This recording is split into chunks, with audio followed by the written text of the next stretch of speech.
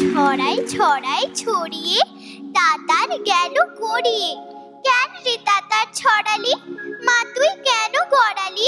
তাতার ছড়িয়ে ফেললেও আমাদের এই কুর্তি বন্ধুরা কিন্তু মোটেও ছড়ায়নি।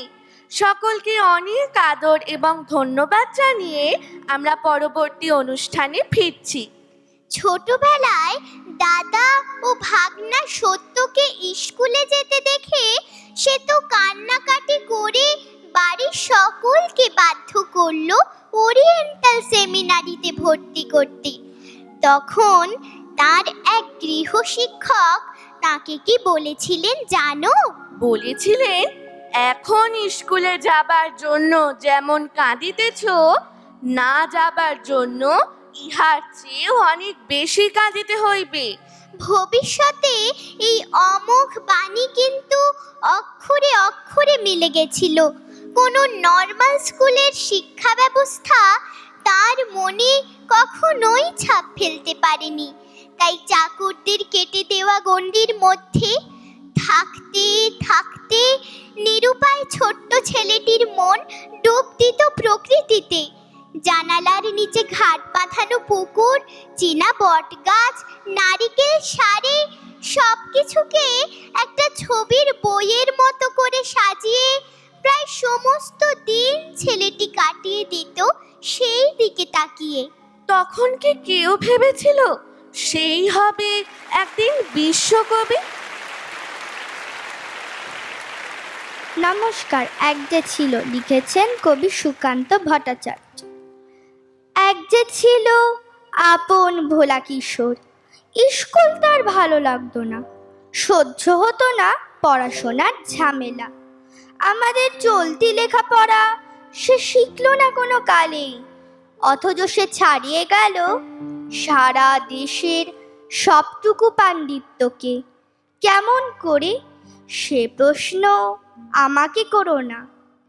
বড় মানুষের মধ্যে গরিবের মতো মানুষ, তাই বড় হয়ে সে বড় মানুষ না হয়ে মানুষ হিসেবে হলো অনেক বড়।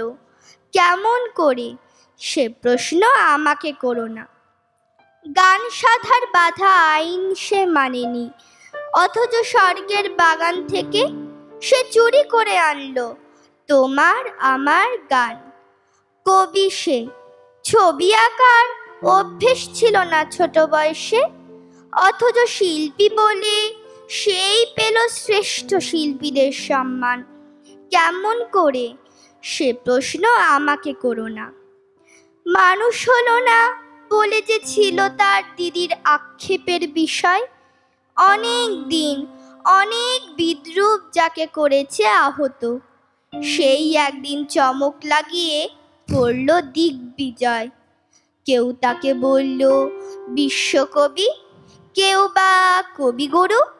উত্তর দক্ষিণ পূর্ব পশ্চিম চারদিক করল প্রণাম। তাই পৃথিবী আজও অবাক হয়ে তাকিয়ে বলছে, কেমন করে, সে প্রশ্ন আমাকে করো না। এ প্রশ্নের জবাব তোমাদের মতো আমিও খুঁজি। ধন্যবাদ। আমাদের বন্ধু শ্রীনিকার কবিতা দিয়েই শুরু করলাম আমাদের এই অনুষ্ঠানটি। তোরা কি জানিস আমি কার কবিতা শোনালাম? কবি সুকান্ত ভট্টাচার্য রবি ঠাকুরকে নিয়ে লিখে গেছিলেন এই কবিতাটি। এই কবিতাটার নাম ছিল এক যে ছিল। এক রাস প্রশ্ন নিয়ে রবি ঠাকুরকে যারা নিজেদের মতো করে এঁকেছেন, সেই সব কবিদের কবিতা দিয়ে সাজানো আমাদের রবি। সাথে রয়েছে উষ্ণিসা, ঈশানা, আসমানি দিদি এবং বানফুলা দিদি। নমস্কার। কবি শঙ্করের কবিতা মিথ্যে কথা। লোকে আমার ভালোই বলে, দিব্যি চলন সই, দোষের মধ্যে একটু নাকি মিথ্যে কথা কই। ঘাট শিলাতে যাওয়ার পথে ট্রেন ছুটেছে যখন, মায়ের কাছে বাবার কাছে করছি বকম বকম, হঠাৎ দেখি মাঠের মধ্যে চলন্ত সব গাছে এক এক রকম ভঙ্গি ফোটে, এক এক রকম নাচে। ও মা, দেখো নৃত্য নাট্য। যেই বলেছি আমি, মা বকে দেয়, বড্ড তোমার বেড়েছে ফাজলামি। চিড়িয়াখানার নাম জানো তো? আমার সেজো মেশর আদর করে দেখিয়েছিলেন পশুরাজের কেশর। কদিন পরে চুন খসানো দেওয়াল জুড়ে কি ঠিক অবিকল সেই রকমই মূর্তি জানো দেখি। ক্লাসের মধ্যে যেই বলেছি সুরঞ্জনার কাছে, জানিস আমার ঘরের মধ্যে সিংহ বাঁধা আছে। শুনতে পেয়ে দিদিমণি অমনি বলেন, শোনো, এসব কথা আবার যেন না শুনি কখনো। বলি না তাই সেই সব কথা, সামলে থাকি খুব। কিন্তু সেদিন হয়েছে কি, এমনি বেয়াকুব, আকাশ পরে আবারও চোখ গিয়েছে আটকে। শরৎ মেঘে দেখতে পেলাম রবীন্দ্রনাথকে। ধন্যবাদ। নমস্কার। কবি সুমন বন্দ্যোপাধ্যায় লেখা কবিতা। ঠিকানা। দেখলো সবাই ছোট্ট বুকাই সকালবেলা উঠে ছড়িয়ে দিচ্ছে খুদ গুঁড়ো আর খাচ্ছে পাখি খুঁটে। মা বলল, বুকাই, তোমার হঠাৎ কি হলো? এসব আবার করছোটা কি? পড়তে বসবে, চলো। বুকাই বলে, আসছি আমি 5 মিনিটের জন্য। মা ভাবলো, ছেলেটা আজ একটু যেন অন্য। আজকে প্রথম নিজের থেকে উঠলো এত ভোরে। প্রতিদিন এই রুটিন থেকে যাচ্ছে কেন সরে? মা বলল, ব্যাপারটা কি, যাই তো এবার দেখি। মা তো অবাক, আজব কাণ্ড। এ কি? দেখে বুকাই দাঁড়িয়ে আছে একা একাই ছাদে, সঙ্গে নিয়ে মেলায় কেনা দূরবীনটা হাতে। কি যেন এক কৌতূহলে দূরবীনে চোখ রেখে আকাশ পানে একটা কিছু খুঁজছে থেকে থেকে। মাকে দেখে বুকাই বাবু দৃষ্টি করে নিচু। বকবে কি মা তুমি আমায়, করিনি তো কিছু। বকবো কেন সোনা আমার, এবার নিচে চলো। খুঁজছিলে কি অমন করে, সেইটা একটু বলো। বলল বুকাই, তুমি যে রোজ গাইতে থাকো গান, আকাশ ভরা সূর্য তারা, বিশ্ব ভরা প্রাণ, তাহারাই মাঝখানে যেন থাকতো নাকি সে। মা হেসে কয়, কি বলছো, কোথায় থাকে, কে?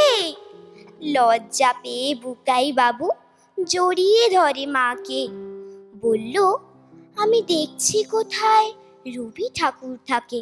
ধন্যবাদ। নমস্কার। কবি চন্দননাথের লেখা অপরাজিতা। জানো মা, আমি না একটা কবিতা লিখেছি, তোমরা পড়বে কি তা? মার কাছে এসে খাতা মেলে ধরে ছোট্ট অপরাজিতা। রাগী চোখ মেলে মা তাকে বলে, মাথা কি খারাপ হলো? ছাই পাশ সব না লিখে বরং অঙ্কের খাতা খোলো।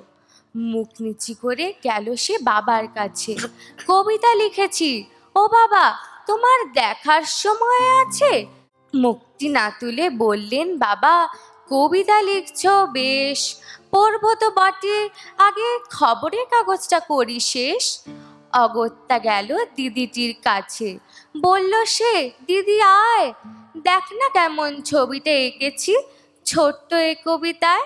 দিদির চোখে টিভি পর্দার ঝলমলে রোশনাই। বলল, কবিতা তুই লিখেছিস? কবিতা না ওটা ছাই। অপরাজিতার চোখ ছলো ছলো, বুকে কান্নার ঢেউ। ধন্যবাদ। নমস্কার। কবি অরুণ চক্রবর্তীর লেখা কবিতা রবি ঠাকুর পেন নাম। और रवि ठाकुर है तुके ई बसे खे গ্রামে নিয়ে যাব। শহর তোকে লাচায় কোদায়, ব্রিজ বানিয়ে শোয়া করায়, রাস্তা বানিয়ে রোদে পুড়ায়। সি যাতনা আর না সহিব। রবি ঠাকুর হে, তোকে ই বসে খে গ্রামে নিয়ে যাব। গ্রাম তুয়ার লাইক বেই ভালো, মানুষ মুড়া কালো কালো, মাটির উঠোন ঘরকে চলো। শহর পানে আর যেতে নাই দিব। কবি ঠাকুর হে, তোকে ই বসে খে গ্রামে নিয়ে যাব। তোকে সাহস দিব, পীড়িত দিব, কাঁঠাল পিড়ি পেইতে দিব, গিজিং খিনা মাদল দিব, করম ফুলের মালা দিব, সিগুন ফুলের টুপুর দিব, সালমা ফুলের ছায়া দিব। পেন্নাম হই কোনো কথা আর নাই শুনব। তোকে ই বসে খে ঘরকে নিয়ে যাব। তোকে ই বসে খে আমার গ্রামে নিয়ে যাব। ধন্যবাদ।